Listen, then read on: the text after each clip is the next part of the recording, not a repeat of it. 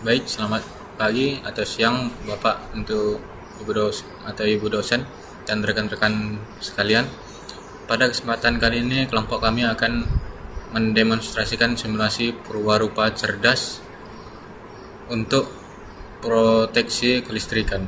Rangkaian ini dirancang untuk mencegah bahaya korsleting atau beban berlebih secara otomatis. Sebelum itu, perkenalkan, saya Zakia Malrizki dengan NIM 5253151002.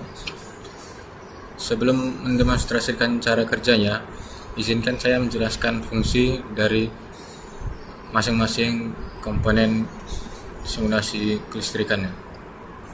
Berikut, ini adalah komponen microcontroller Arduino Uno. Fungsinya ini adalah untuk otak dari sistem kami. Tugasnya adalah membaca data arus, memproses logika keamanan, dan mengeksekusi perintah pemutusan arus. Kemudian ada potensioner RFI yang ini dalam simulasi ini potensioner bertindak sebagai representasi dari sensor arus dengan menarik atau turunkan representasinya. Kami menyimulasikan fluktuasi arus listrik yang mengalir pada beban. Kemudian transistor di sini fungsinya sebagai sekitar penguat driver. Sinyal dari Arduino terlalu kecil untuk menggerakkan relay secara langsung, sehingga butuh transistor, sedangkan dioda berfungsi sebagai pelindung agar sisa arus dari kumpulan relay tidak berbalik merusak microcontroller atau Arduino Uno ini. Kemudian relay ini adalah jembatan pemutus utama. Relay memisahkan sirkuit digital 5 volt milik Arduino dengan sirkuit tegangan tinggi 220 volt milik PLN. Yang kemudian indikator LED dan tombol reset. LED hijau menandakan listrikan aman, sedangkan LED merah menandakan kondisi bahaya. Tombol ini digunakan untuk mengembalikan sistem ke kondisi semula setelah perbaikan. Kemudian ada alternator dan lampu. Tujuannya ini adalah representasi dari sumber listrik PLN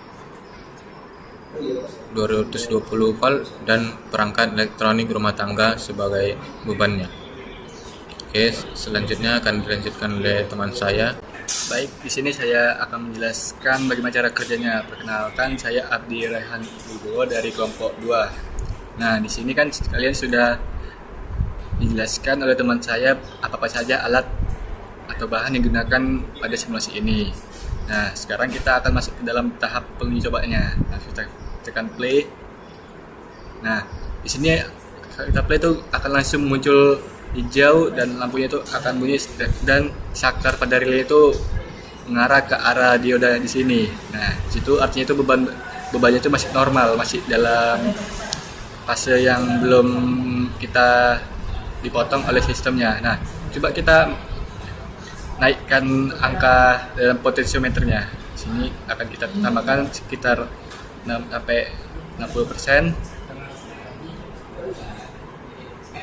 65. Nah, dapat dilihat kalau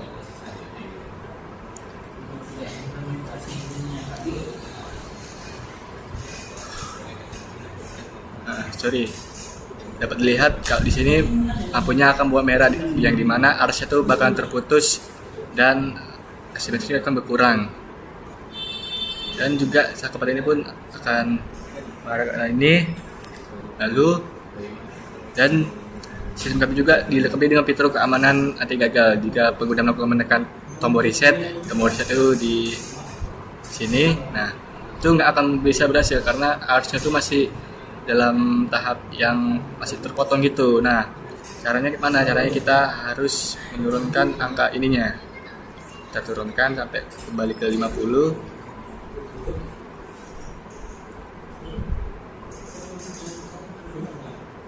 Nah, lalu kita tekan.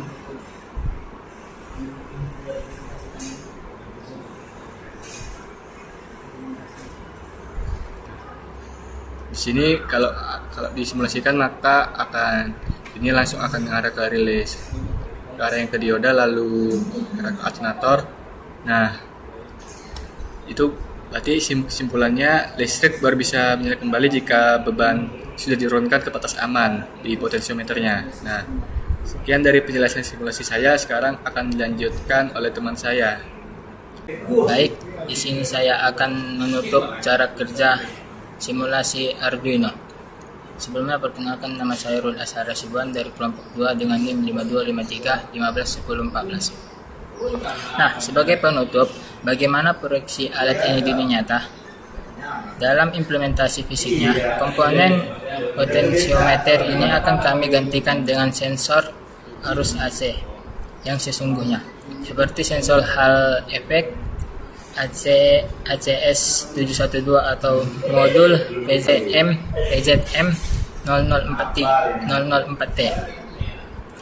Nah, sistem ini tidak hanya berhenti sebagai pengamanan stop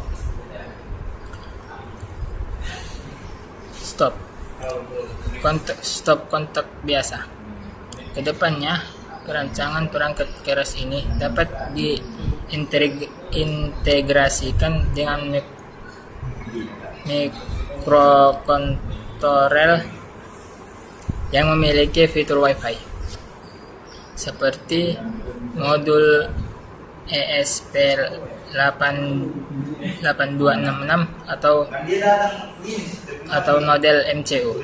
Dengan begitu, alat ini dapat dikembangkan skalanya menjadi sistem monitoring konsumsi energi listrik sekolah berbasis web, di mana pihak teknis sekolah dapat memantau beban daya secara real time dan mendapat notifikasi langsung jika terjadi trip di ruangan tertentu.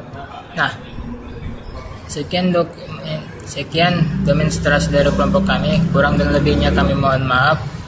Terima kasih atas perhatiannya. Assalamualaikum warahmatullahi wabarakatuh.